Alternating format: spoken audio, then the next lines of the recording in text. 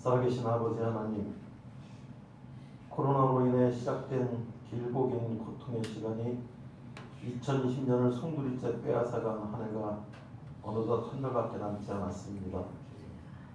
참으로 오래 참고 기다릴 수 있도록 우리를 지켜주시고 함께해 주신 은혜에 감사드립니다.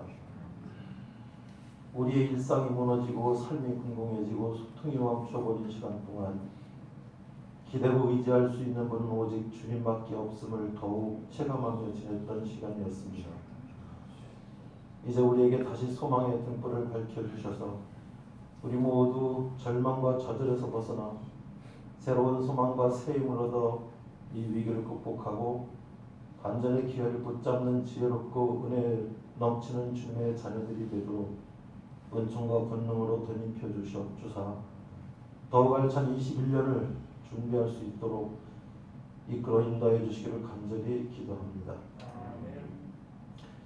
천지를 주재하시는 주님이 이 지구촌에 이토록 긴 시간 전염병이 멈추지 않게 두시는 주님의 뜻을 헤아려 깨닫는 지혜를 주시고 그동안 우리 인류가 하나님의 권위와 영광을 넘어서는 어리석은 죄악이 만연했음을 자복하고 회개하며 엎드러지는 기회가 되게 하시고 더욱 겸손히 주님의 뜻을 따르고 주님의 이름을 높이는 참교회와 참성도가 다시 회복된 역사가 있게 하옵소서.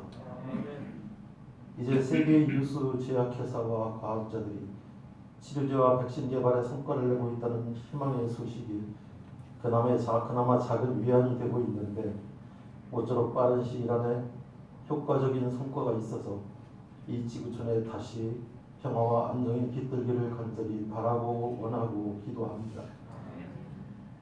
세상을 이처럼 사랑하사 독생자를 이 땅에 보내셨던 주님, 그 변찮은 사랑이 우리를 이대로 버려두지 않으실 줄 믿습니다. 잊고 살았던 우리의 초심을 회복시키사 기도와 찬양과 묵상이 끊이지 않는 삶이 되게 하시고 전폭적으로 주님을 믿고 의지하고 맡기는 삶 속에 주님의 능력과 권세를 닮아가는 우리가 되게 하셔서 교회와 성도의 거룩함이 회복되어 주님의 영광을 높이는 주의 자녀, 주의 제자, 주의 백성이 되게 하시고 오늘도 목사님의 말씀을 통하여 우리에게 주시는 주님의 뜻을 바로 알고 따르는 우리 모두가 되게 하옵소서. 오늘 함께하지 못한 사랑하는 교우들의 사정과 형편을 살피사 여기 모여 예배드리는 우리와 동일한 은혜와 성령이 충만한 시간이 되게 하옵소서.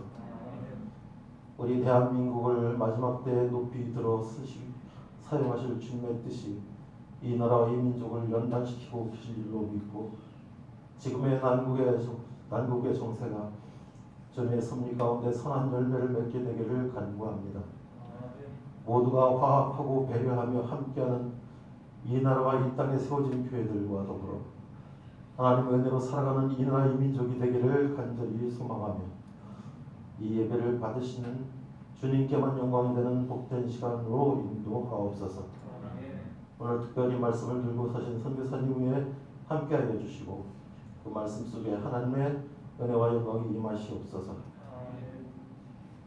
끝까지 우리를 버리지 않으실 예수님 이름으로 기도합니다. 아멘.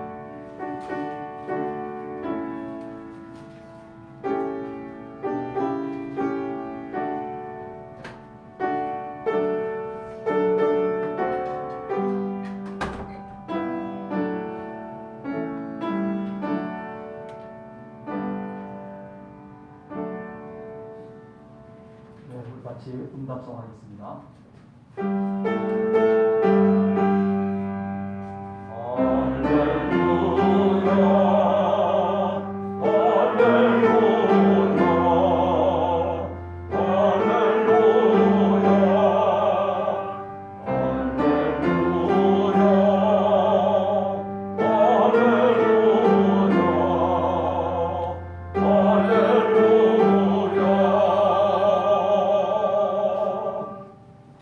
이소영을 사진하셔서 하나님의 말씀 공독해 주시겠습니다. 말씀은 신약성경 마태복음 13장 18절에서부터 23절까지 말씀드리겠습니다.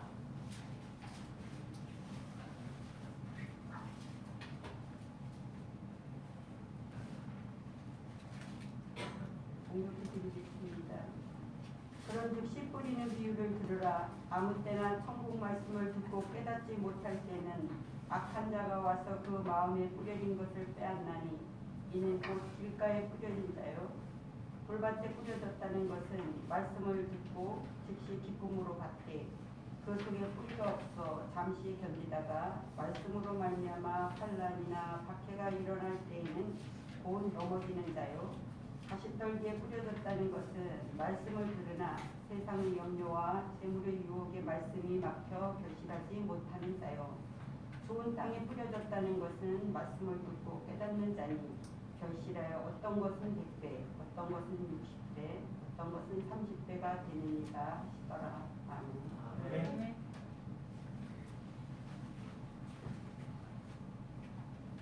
예, 오늘은 이 필리핀에서 오랫동안 선교사로서 활동을 잘 해주신 또 필리핀을 잘 섬기고 계신 우리 이문재 선교사님께서 우리들에게 말씀을 전해 주시겠습니다.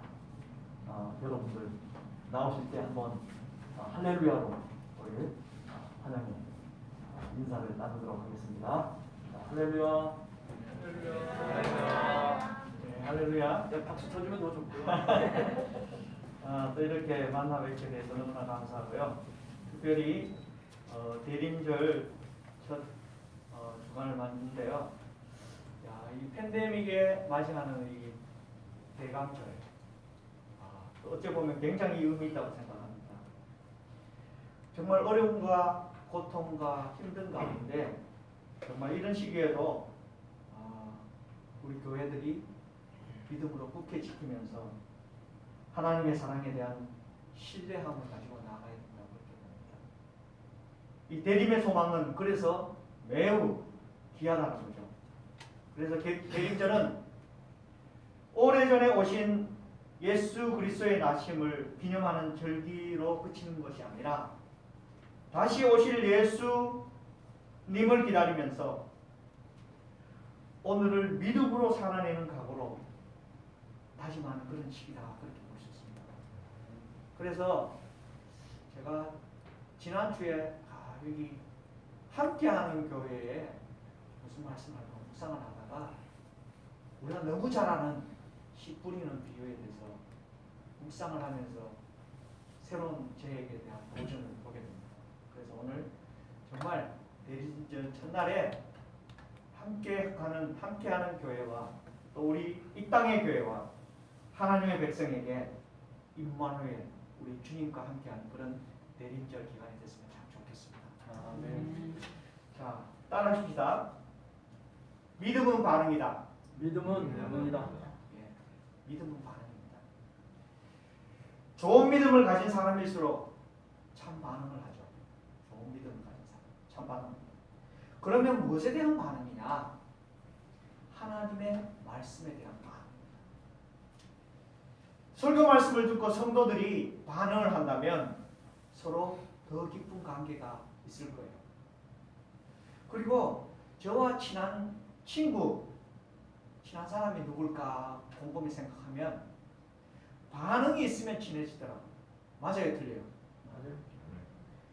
저도요, 이계표 목사님과 지난번에 한 25년 전에 처음 만나 뵀어요. 예전에 알았는데 모르다가 이번 보통 선교사에 갔다 오고 한 일주일 있다가 2주일 있다가 일 보고 가고 이랬잖아요.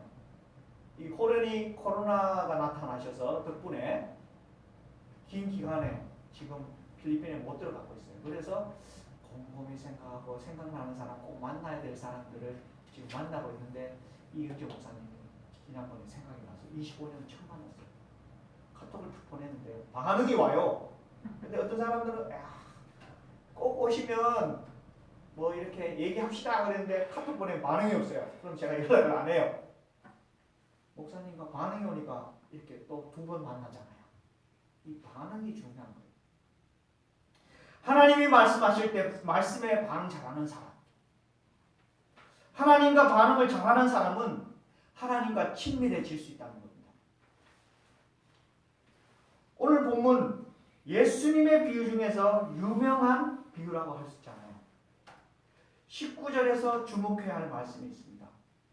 천국 말씀을 듣고 깨닫지 못할 때라고 이렇게 말씀합니다.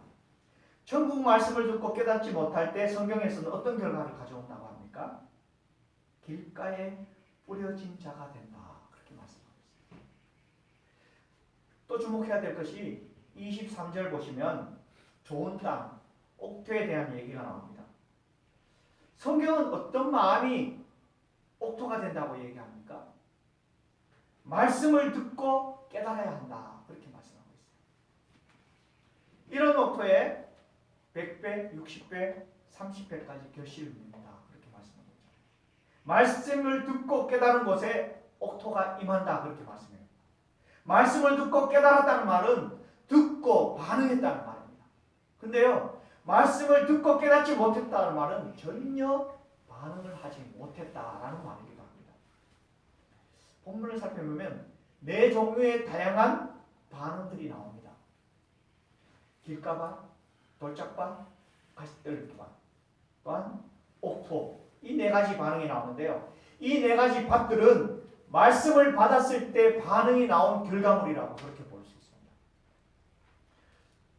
어떤 이유들은, 어떤 사람들은 이 부위를 보면서 자꾸 등수를 매겨요. 특히 우리나라 사람들 등수를 잘 매요. 1등, 2등, 3등. 등수를 매기려고 해요. 등수를 매겨서 저분은 딱 봐도 가라지야. 뭐. 그쵸, 삶이죠? 저 인간은 딱 보면 돌짝밭이야. 막 그러고 그러잖아요. 저 권사님은 정말 가시떨기야. 이렇게 자꾸 등수를 매겨요. 이런 식으로. 네 가지 밭은 크고 작은 차이가 있지만은 우리에게 다 들어있는 반응들이고 밭이에요. 순위를 매기는 것이 아니라 네 가지 밭들이 우리 안에 다 있다는 것입니다.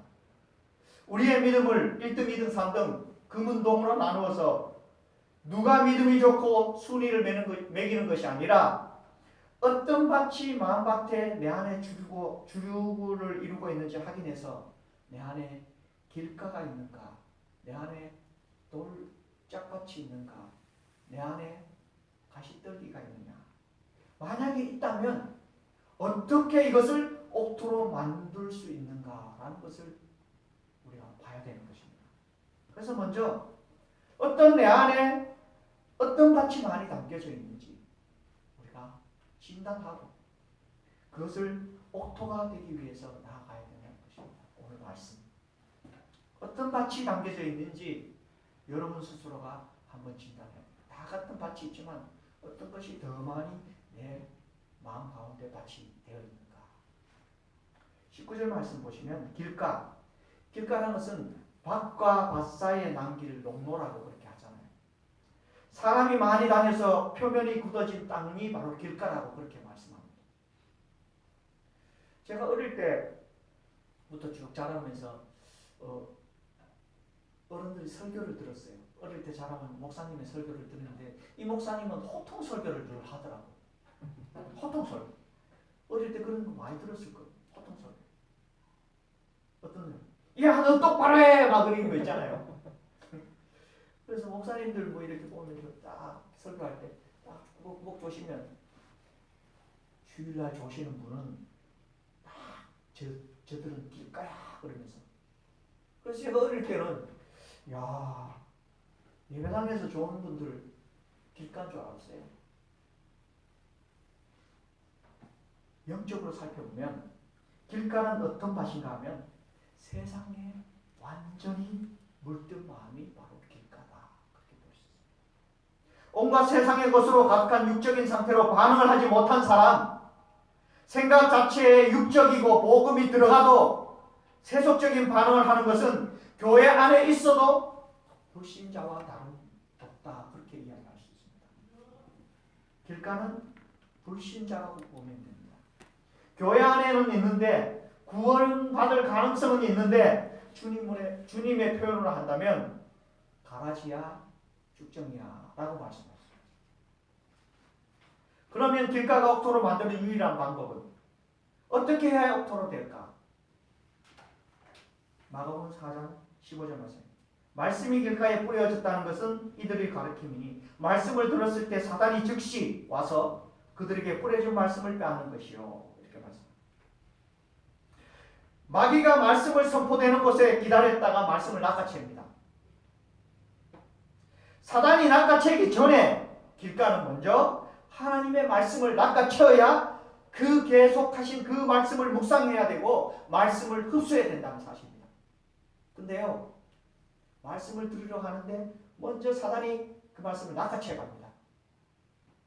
그러면 깨닫지 못하는 것입니다. 자, 싸움의 기술 중에 선방이라고 아십니까? 싸움의 기술 중에 선제 공격. 싸움의 선제 공격은 90% 장악합니다. 제가 어릴 때 자라면서 키가 조그만했거든요. 왜소했어요. 상대방에 좀 밀린다고 생각할 때 선제 공격을 했어요. 저도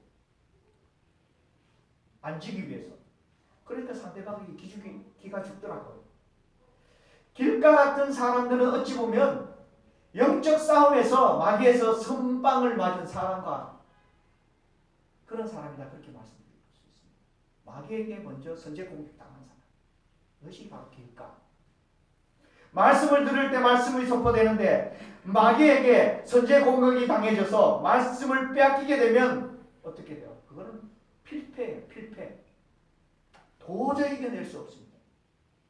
말씀이 가득 담겨져야 있어요. 세상이 가득 담겨져 있으면 길가라고 보면 틀림없다는 거죠. 일주일 내내 들은 말씀의 삶 가운데 그 말씀이 작동되지 않거나 말씀을 들었는데 일주일 내내 한 번도 생각나지 않으면 마귀에게 선빵 맞은 길가라고 생각하면 틀림없습니다. 여러분, 우리 이계준 목사님 말씀할 때 일주일에 한 번이라도 생각납니까? 만약에 안 나면 마귀에게 뺏긴 거예요. 아멘. 근데 목사님들이 설교를 한 번 하지만 일주일에 2주에 늘 고민해요. 그 말씀을 뭐 20분, 25분에 토해내잖아요. 근데요, 아멘 하는데 문만 열고 하면 제목도 생각 안 나는 사람들 대부분이요. 맞아요, 틀려요. 맞아요. 그래서 내 대책입니다. 그러면 어떻게 하면 옥토가 되는가 생각해야 됩니다. 마귀가 말씀을 낚아채어 가기 전에 말씀을 먼저 낚아채어야 옥토로 만들 수 있다. 말씀을 듣지 못하면 길이 없습니다. 말씀을 깨닫지 못하면 믿음이 자랄 가능성이 0%입니다. 복음의 말씀은 구원을 얻지 못한 자에게 구원을 준다고 했잖아요. 구원을 받은 자에게는 지혜와 능력을 가져다 주기 때문에 말씀이 없으면 영적으로 죽는 것과 같다는 것입니다. 그래서 악한 마귀들이 참 복음이 선포되는데 군대 귀신을 보냅니다. 영적 전쟁과 같기 때문에. 복음이 선포되는데 말씀이 빼앗긴다는 것은 전쟁에서 군인이 무기를 빼앗긴 것과 똑같습니다. 길가밭을 군의로 비유하면 적에게 총을 빼앗긴 것과 같다는 거죠. 돼지가 진주를 귀하게 여깁니까? 아니잖아요. 먹는 것 중요하게 여기지. 하나님의 말씀을, 이 귀한 말씀을 길가는 아무렇지 않게 버려버립니다. 그래서 정말 함께 하는 우리 교회 성도 여러분들은 말씀을 귀히 여길 줄 아는 그런 성도들입니다. 되시기를 간절히 축복합니다. 아멘. 두 번째, 돌밭이 있습니다. 돌밭. 눈으로 보기에는 정말 좋은 밭처럼 보입니다. 근데 밑에는 돌덩어리들이 가득히 있어요. 돌밭은 길가와 달리 하나님의 말씀이 떨어지면 어떤다고 했어요? 즉각 반응해요. 근데 문제는 얼마 못 간다고 이렇게 되어 있습니다. 금세 시들어버린다고. 20절 말씀에 돌밭에 뿌려졌다는 것은 말씀을 듣고 즉시 기쁨으로 받되 그 속에 뿌리가 없어 잠시 견디다가 말씀으로 말미암아 환난이나 박해나 일어날 때 곧 넘어지는 자요. 이렇게 말씀을 듣고 즉각 반응하는데 어떤 반응이냐? 즉시 기쁨으로 받는다. 박해나 환난이 오면 즉각 넘어지고 자빠진다. 문제는 얼마 못 가서 금세 시들어버린다. 그렇게 말씀한 거죠. 이 돌밭을 대변하는 단어 나옵니다. 본문에 즉시, 잠시, 곧 이 세 가지는 돌밭을 나타내는 전형적인 단어. 그래서 돌밭과 옥토가 잘 구분이 안 돼요. 돌밭은 즉시 말씀을 받지만 잠시 견디다가 한란과 문제가 생기면 곧 넘어지고 자빠진다. 그렇게 말씀합니다. 돌밭은 은혜는 잘 받지만 즉시 무너지고, 이것이 바로 돌밭이라는 것입니다. 성도 여러분, 교회란 지상에 파견된 영적 군대입니다. 소위 십자가의 군병이라고 하잖아요. 교회가 영적인 군대 공동체가 만약에 교회 중직자 공동체 속에서 교회 중직자들이 돌밭으로 가득하게 있다면 어떻게 될까요? 이 교회의 중직자들, 핵심 멤버들 돌밭으로 가득히 있다면 어떻게 될까요? 뭔가 수상하겠죠? 뭔가 수선해요. 물 빠진 것처럼. 교회의 중요한 직분자들이 돌밭이 많으면 진득하지 못하다는 것입니다. 자기 자리에서 탈령을 해버리기 때문에 교회 공동체가 성장하기 어렵다는 사실이죠. 군대의 중요한 무기가 무엇인 줄 압니까? 군대 갔다 오신 분 잘 아실 거예요. 군기가 있어야 되고 사기가 있어야 돼요. 군대에 군기와 사기가 없다면 절대로 승리할 수가 없습니다. 영적으로 볼 때 군기는 뭐냐?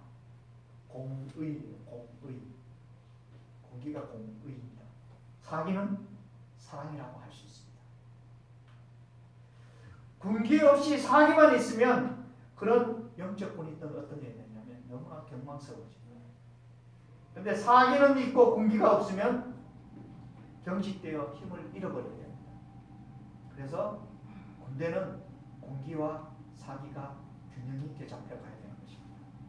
그래서 훌륭한 지도자는 군기를 잡으면서 사기를 막 올려줘야 돼요. 군기는 잡는 것이고 사기는 올리는 것입니다.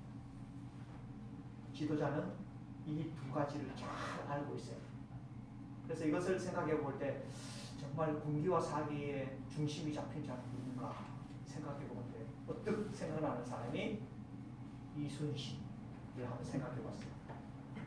이 두 가지 군기와 사기를 다 갖고 있는 분이라 그렇게 생각했어요. 여러분 혹시 영화를 봤어요? 명랑해전? 명랑해전 바로 앞둔 전날에 군령을 탈령했다가 병사 한 명이 장군님께 찾아와서 장군님 살려주십시오. 탈령했는데 봤어요. 이 전시지에는 정말로 병사 한 명이 굉장히 아쉬운 상황이잖아요. 근데 탈령했다가 와서 살려주십시오. 그러니까 또 아쉬움이 있어요. 한 병사가. 한 병사도 아깝고 아쉬운데 이순신 장군은 정말로 마음이 아프고 가슴이 아팠지만 군기가 무너지면 안 된다 했기 때문에 그 탈령을 그대로 그냥 목을 쳐버린 그런 모습을 비쳤잖아요. 그 다음날 300척 되는 왜군과 그 위험 앞에서 우리는 12척이었잖아요. 근데 300대 1로 이순신 장군은 한 척을 몰고 가서 전투를 벌입니다. 그러나 옆에 있던 11척의 병사들이 11척 타고 있는 모든 병사들이 그걸 보면서 사기가 살아났다. 그래서 11척을 몰고 다 함께 나가서 불가능한 것 같았지만 결국은 승리하는 전투, 바로 명랑해전이죠. 군기와 사기가 있었던 것을 볼 수 있습니다. 교회는 영적인 공동체에서 군기와 사기 균형 있게 가야 된다는 것입니다. 돌밭의 그리스도인들이 교회 안에 많이 있으면 자주 낙심하기 때문에 군기와 사기를 무너뜨리는 역할을 하게 된다는 것입니다. 내 안에 돌밭 같은 우리가 강한 군대가 되는, 내 안에 돌밭 같은 우리가 강한 십자가의 군병이 되려면 내 안에 돌밭 같은 나가 돌밭이 옥토가 되려면 어떻게 해야 되느냐? 돌밭에 쉽게 넘어지는 이유가 있는데 그것이 그 속에 뿌리가 없어 무너진다고 오늘 말씀하고 있습니다. 뿌리가 없어서 뿌리를 내리기 위해서 어떻게 해야 되냐면 말씀의 뿌리를 내려야 된다는 것입니다. 이것이 바로 십자가의 복음이에요. 십자가의 복음이 뿌리라는 것입니다. 여러분 가운데 정말로 말씀의 뿌리, 십자가의 복음이 뿌리 내려야 되는 것입니다. 완전히 내려야 되는 것입니다. 그러기에 돌밭에 매일매일 스스로에게 내 자신에게 복음을 심어야 된다는 것입니다. 복음이 완전히 뿌리 내려야 돼요. 예로 복음에 대한 귀한 말씀이 있잖아요. 여러분이 잘 아는 말씀. 갈라디아서 2장 20절 말씀. 내가 그리스도와 함께 십자가에 못 박혔다. 그런즉 이제는 내가 산 것이 아니요 오직 내 안에 그리스도께서 사신 것이라. 이것이 여러분 마음속에 뿌리 내려야 되는 것입니다. 이것이 복음의 십자가예요. 이제 내가 육체 가운데 사는 것은 나를 사랑하사 나를 위하여 나 자신을 버리신 하나님의 아들을 믿는 믿음 안에서 사는 것이라. 그렇게 말씀합니다. 이것이 바로 복음이잖아요. 완전히 뿌리 내려야 되지면 넘어진다는 것입니다. 완전히 뿌리 내려야 돼요. 자기 안에 영적 군기가 만들어지고 사기가 만들어지고 공동체 안에 군기와 사기가 만들어내야 되는 것이고 공의와 사랑이 넘쳐나야 되는 것이고 다른 사람에게 민폐가 되지 않고 영향력을 주어야 된다는 사실을 오늘 말씀하고 있는 것입니다. 군기와 사기가 내 안에 균형 잡혀 있을 때 옥토가 된다. 말씀 앞에서 군기가 바짝 들어야 되는 것입니다. 그런데요, 군기만 있으면 어떻게 되냐? 율법주의자가 돼요. 군기만 있으면 율법주의자가 되는 것입니다. 말씀 앞에 군기가 바짝 들고 말씀으로 사기를 올려야 된다는 것입니다. 그래서 군기와 사기가 있는 것이 바로 옥토다. 그렇게 될 때 열매를 맺는다. 저는 묵상하면서 이렇게 느꼈습니다. 셋째, 가시떨기. 이 밭도 보면은 돌밭처럼 말씀이 잘 들어갑니다. 여기에 보면 옥토와 가시떨기 잘 구분이 안 됩니다. 가시떨기들은 정말로 믿음이 좋아요. 말씀도 잘 들어가요. 인격도 괜찮아요. 가시떨기. 그래서 옥토인지 가시떨기인지 구분이 잘 안 갑니다.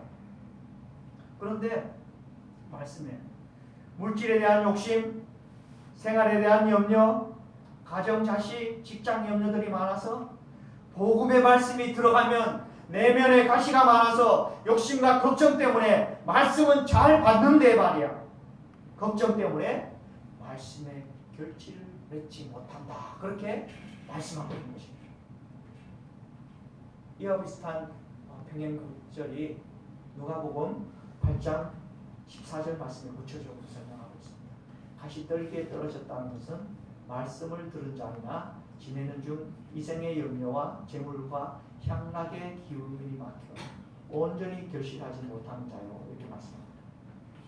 가시떨기의 말씀을 받아 감동이 있습니다. 은혜를 잘 받습니다. 세상을 살아가는 중에 이생의 염려, 돈 걱정, 향락의 기운이 막혀 결실을 하지 못한 자라고 분명히 구체적으로 말씀하고 있습니다. 말씀을 들어서 잘 받긴 하지만 그 간절함이 있지만 마음밭에 돈에 대한 욕구가 많고 생활마다 걱정하고 또 나아가서 어떻게 된다고요? 향락. 사치가 아니라 자기를 즐겁게 하는 것. 향락. 이런 것에 너무 많은 시간을 허비해버려서 그래서 말씀을 받고도 결실을 맺지 못하는 자다. 그렇게 누가복음에서 말씀하고 있는 것입니다. 이 가시떨기 밭을 옥토로 바꾸면 어떻게 하느냐? 또한 제가 보건데요, 한국교회 교인들을 이렇게 생각해 보니까 우리 안에 내 반응이 다 있지만 한국교회 교인들을 생각할 때 가시떨기 교인들이 너무 많다는 생각이, 비중이 많다는 생각을 또 들었습니다. 저 자신도 그렇고요. 그러면 이 가시밭을 옥토로 어떻게 바꿔야 되냐? 먼저 돈으로 나를 만족시키자는 것을 버려내야 하는 것입니다. 가시떨기들은 돈으로 자꾸 만족하려고 해요. 이런 만족감이 들어올 때 믿음으로 도련해야 되는 것입니다. 믿음으로 잘라내야 되는 것입니다. 그리고 생활에 너무 걱정들을 너무 많이 합니다. 이제 좀 걱정하지 마십시다. 너희 염려를 주께 맡기라고 그랬잖아요. 그러면 그가 너희를 돌보신다고 말씀했죠. 염려를 주께 맡기면 분명히 주께서 돌보신다고 말씀했잖아요. 저는 지금 개정된 너희 염려를 주께 맡기라 그 말씀보다 예전의 성경이 더 깊은 마음을 주었어요. 그 말씀 어떤 거냐면 너희 염려를 주께 맡겨서 버리라. 지금은 주께 맡겨라 그랬는데요. 예전 성경은 주께 맡겨 버려라. 더 강한 의미가 있더라고요. 걱정을 맡기면 걱정도 다시 찾으려고 해요. 옷 수선하는데 맡기면 옷을 찾잖아요. 근데 수거함에 갖다 버리면 그죠? 다시 안 가요. 그래서 맡기면 또 다시 찾으려고 하는 생각들이 있는데 맡겨서 버리면 그냥 다 버리는 것입니다. 어떻게 맡기냐? 성경에서 가르치는 거예요. 기도로 맡기는 거예요. 기도로 맡기는 거예요. 염려와 근심, 걱정을 주께 맡기는 것이 버리는 것입니다. 걱정이 많은 사람들은 기도할 것이 많잖아요. 기도로 주께 맡겨버릴 때 그럴 때 옥토로 된다는 것입니다. 향락을 보라. 자기를 즐겁게 하는 것이다. 가시떨기는 하나님도 좋아합니다. 세상도 좋아합니다. 사람도 좋아합니다. 말씀도 좋아하지만 세상을 너무나 좋아해요. 세상에 좋은 것들이 많이 있잖아요. 보니까 제가 오랫동안 지금 한국에 머물고 있으니까 대한민국이 진짜 좋더라고요. 진짜 좋아요. 가을 구경 안 했는데 가을 구경, 또 이제 겨울에 김목에서 겨울 구경 갈 때도 많고, 그러니까 소풍 생각도 나고, 소풍도 가야 되고, 자전거도 타야 되고, 맛집도 가야 되고, 여행도 가야 되고, 할 게 너무 많더라고. 배우러 다니기도 하고, 친구도 만나야 하고, 동창회도 가야 되고, 조기 축구 총무도 해야 되고, 할 게 많아. TV도 봐야 되고, 미스터 트롯도 봐야 되고, 너무나 바쁘더라고. 이것을 다 하다가 기운이 소진되어서 가장 중요한 것이 하늘의 것을 놓쳐서 결실을 맺지 못하는 자다. 그렇게 오늘 성경은 이야기하고 있습니다. 말씀을 사랑하고 사모하면서도 옥토가 되지 못하는 이유는 가시떨기들은 세상 것들을 너무 좋아한다는 것입니다. 가시떨기들이 자기 유익과 즐거움을 버려야 하는데 가장 좋은 방법이 뭐냐? 사명으로 살아야 합니다. 사명을 가져야 하고 목적의식을 가져야 된다는 것입니다. 소풍 가야 하고 맛집도 가야 하고 내 자신의 즐거움도 있어야 하지만 사명보다 우선순위하지 말라. 사명보다 우선순위하지 말라. 사명보다 내 즐거움이 더 우선순위가 되면 받은 말씀이 결실을 못하는 것이고, 다른 것이 우선순위가 되면 말씀은 들어도 결실을 맺지 못한다고 말씀합니다. 사명이 우선순위가 되는 그런 함께하는 성도들이 다 될 수 있기를 간절히 축원합니다. 아멘. 그러면 사명이 뭘까? 제가 얼마 전에 책을 읽으면서 오프라 윈프리의 책을 읽으면서 여기에 4가지의 사명의 생각과 정리를 해놓은 것을 보면서 야, 이거 정말 제가 감동이 되고 은혜가 됐어요. 여러분에게 한번 소개를 해주려고 합니다. 첫 번째, 받아 적어도 좋아요. 첫 번째, 남보다 더 가졌다면 그것은 축복이 아니라 사명이다. 어떻게 생각하십니까? 남보다 더 가졌다면 그것이 축복이 아니라 사명이다. 부와 권력, 권세를 가지고 있으면 잘 사용하는 그런 사람이 되기를 바랍니다. 두 번째, 남보다 내가 더 아파하는 일이 있다면 고통이 아니라 삶입니다. 여러분 이거 동의하십니까? 남보다 내가 더 아파하는 일이 있다면 고통이 아니라 삶입니다.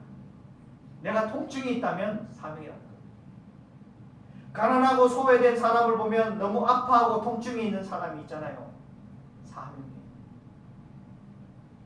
제가 필리핀 선교사로 해서 필리핀 영혼들을 볼 때 이곳에 왔잖아요. 이곳에도 뭐 그냥 중 예배 계속 드리고 기도회 토요 기도회 하고 수요 성경 공부하고 지금 계속 줌으로 하고 있어요. 그다음 지금 3월달부터 봉쇄가 되어서 먹을 것이 없어서 너무 힘든 가운데 있어요. 그래서 어떻게 하면 도와줄까? 그래서 지금 알바하고 있어요. 알바해서 모아서 지금 송금해서 쌀 사람 막 보내고 있어요.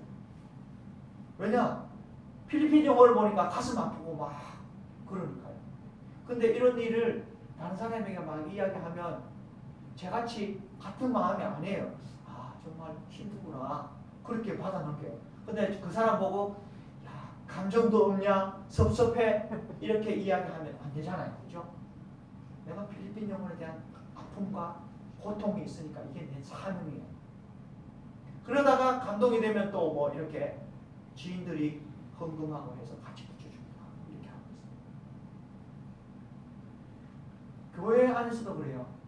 교회 안에 만약에 어려움이 있다면 어떤 사람은 이 교회에 내가 아파하고 있는데 너희들은 뭐 하냐 이렇게 할 수 없잖아요.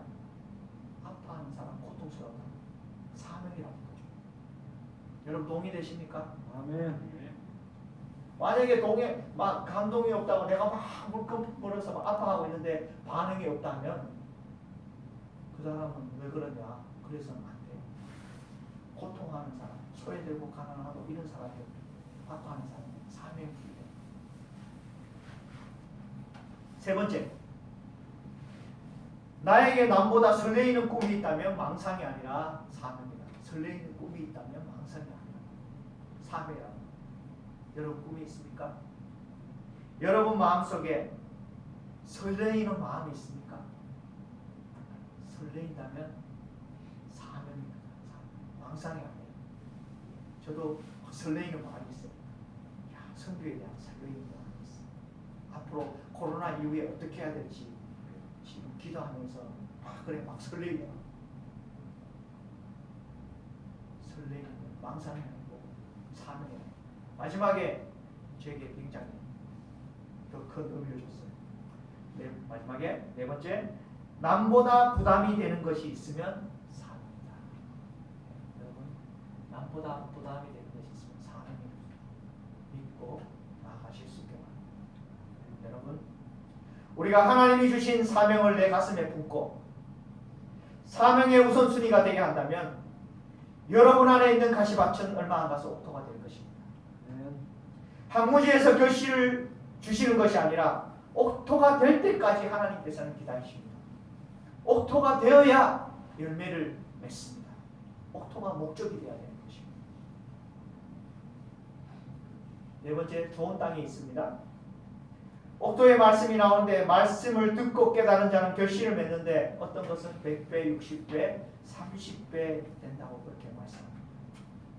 이 말씀을 묵상하면서 내 자신을 한번 생각해 보았습니다.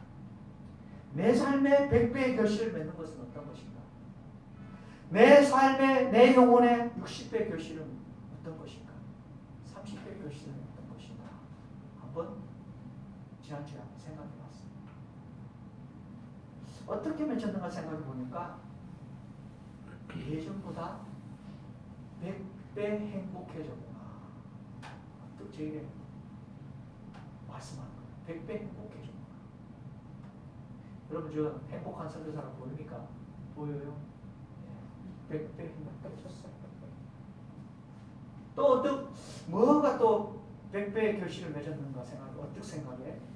100배 더 지혜로워졌구나. 그렇게 말씀하는 거예요. 또 뭐냐? 100배의 결실은 감사가 더 100배의 결실을 맺게 해줬구나. 저에 대한 묵상이었어요. 예전에 불평불만 많이 했어요. 비판 많이 했어요. 근데요 점점 지나가니까 돌아보니까 감사가 많더라고요. 이런 결실이 내 안에 맺혔구나 하면서 내 자신이 깜놀했습니다. 그러면 60배 결실은 무엇인가? 60배 이상의 결실은 뭐냐? 영적이고 또 훌륭한 좋은 분들을 많이 만나게 되는 것은 인간관계에 대한 60배 결실이에요. 좋은 분, 또 이효재 목사님, 또 교수님들, 또 이번에 만나지 못한 분들 여러 명 만나고, 또 우리 필리핀 성도들, 우리 필리핀 목회자들 보니까 60배 인간관계의 결실을 맺은 것 같아요. 그리고 감사했죠. 30배는 뭐냐? 재정적.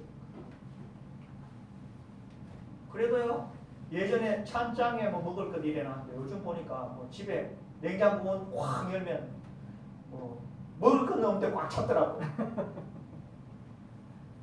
그만큼 경제적으로도 많이 예전보다 있어요.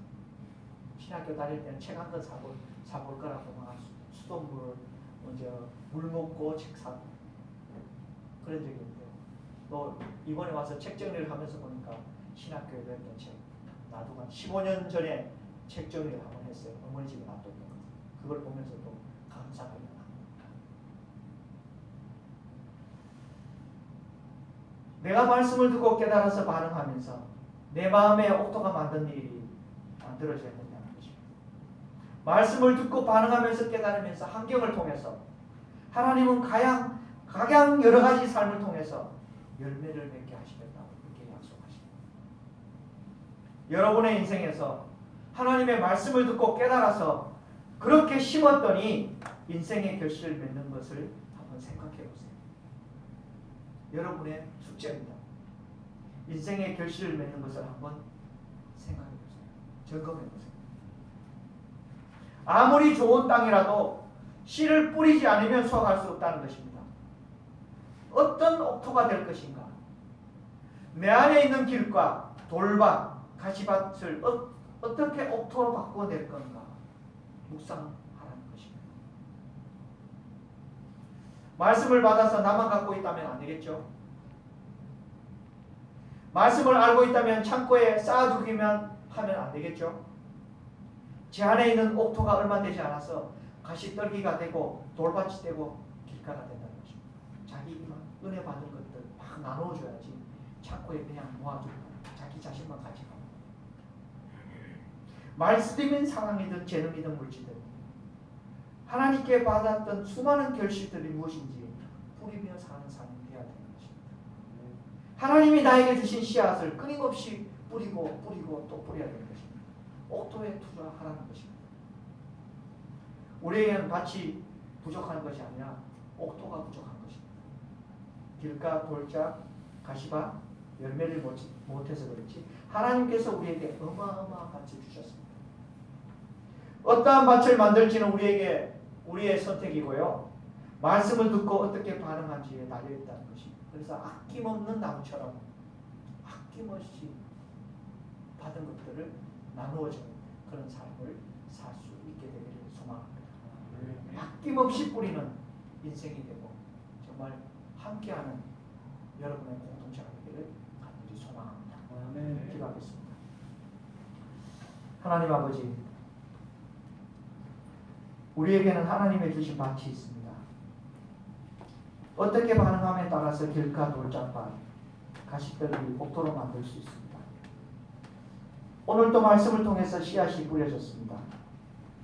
우리의 마음밭의 길가는 마귀에게 말씀이 빼앗겨지고 우리의 마음밭의 돌밭은 진득하지 못하고 금귀와 사기를 떨어뜨렸기에 우리의 마음밭은 말씀으로 채워지지 않고 가시떨기가 많다면 돈의 유혹에 자빠지고 넘어지고 온갖 걱정하고 자기 유익과 즐거움과 세상을 사랑하는 것들을 제거해야 옥토가 되는 것을 오늘 말씀을 통해 알게 됩니다. 이런 잡초를 제거하지 않고는 기도해도 결실을 맺을 수 없다는 사실을 오늘 기억합니다. 삶의 목표가 결실이 아니라 옥토가 되어야 됩니다. 옥토가 되면 결실은 분명히 맺게 되어 있다는 사실을 오늘 깨닫습니다. 기도로 쟁기를 파헤치고 옥토의 토양을 맺게 해달라고 기도해야 될 것입니다. 오늘 함께하는 성도들에게 정말 기도의 전기가 있게 하여 주옵소서. 사명으로 살 수 있는 은총을 베풀어 주시옵소서. 행복하고 감사하고 사랑하고 지혜롭고 정의롭고 미소를 띠고 능력 있고 정말 상처 준 자에게 용서하고 간용과 능력과 배려가 있는 정말 이런 100배의 결실을 맺게 하여 주옵소서. 정말 옥토로 지경이 넓혀질 수 있도록 하는 함께하는 그런 교회 공동체에 있게 하여 주옵소서. 예수 그리스도 이름으로 기도합니다. 아멘.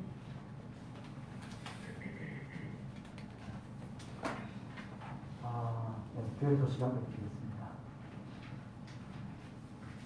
누가 우리 신학교 때 제가 이제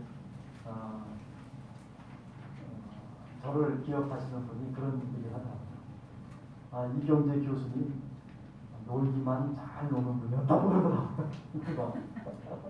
그런데 우리 이몽재 선교사님이 저보다 훨씬 나은 것 같아요. 너무 참 하나님이 사랑하시지 않나 늘 그런 생각을 합니다. 하나님께서 우리 필리핀에서 지금도 열심히 선교하셨지만은 앞으로도 더 기견이 넓어지고 그리고 더 하나님의 축복을 받는 그런 우리 선교사님 되시기를 간절히 원합니다. 저희들도 우리 필리핀 선교를 위해서 같이 함께 기도해 주셨으면 고맙다 생각합니다.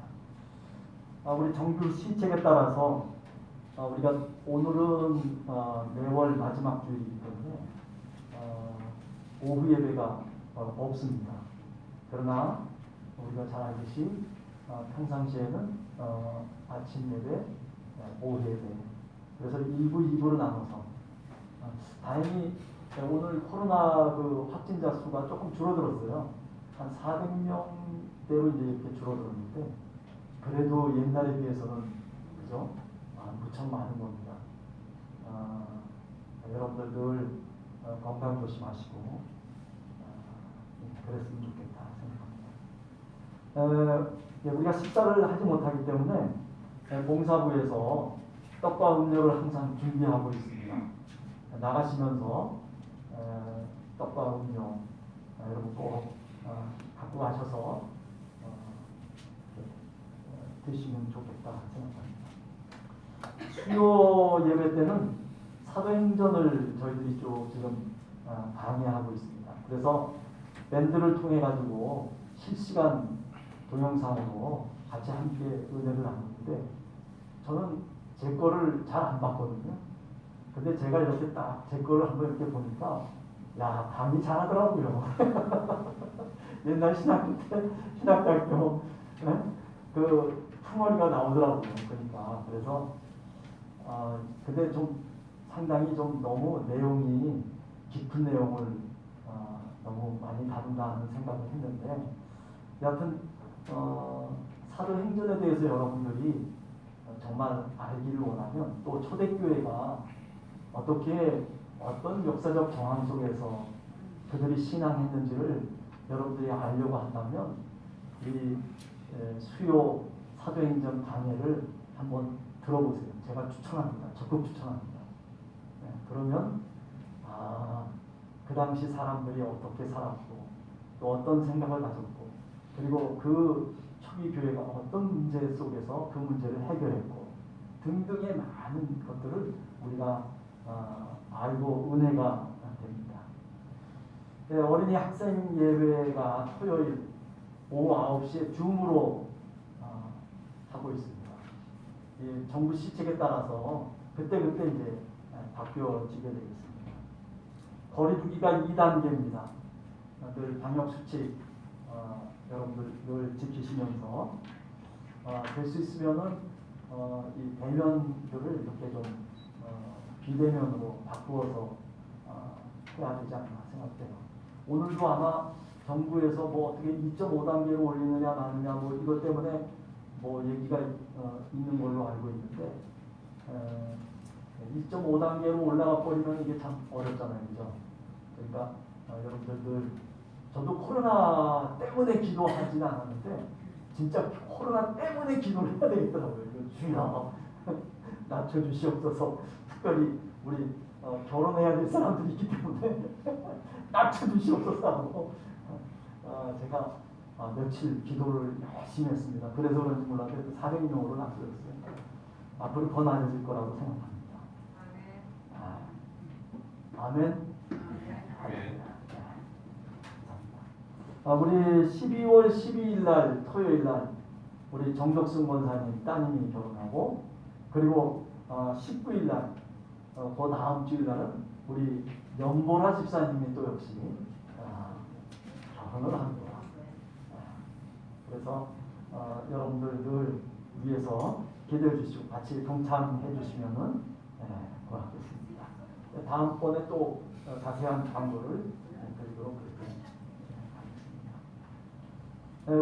오늘 우리 임성 교사님 오셔서 말씀 전해 주셔서 너무 감사합니다. 자, 우리 다 같이 이루어져서 388장 찬송하고 마치도록 하겠습니다.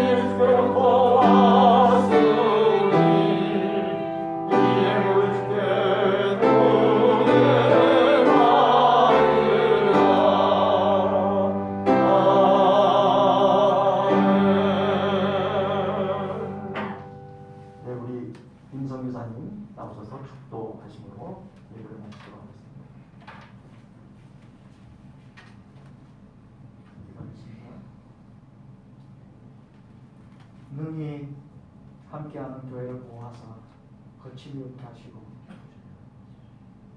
너희로 그 영광 앞에 흠이 없이 기쁨으로 서게 하시리.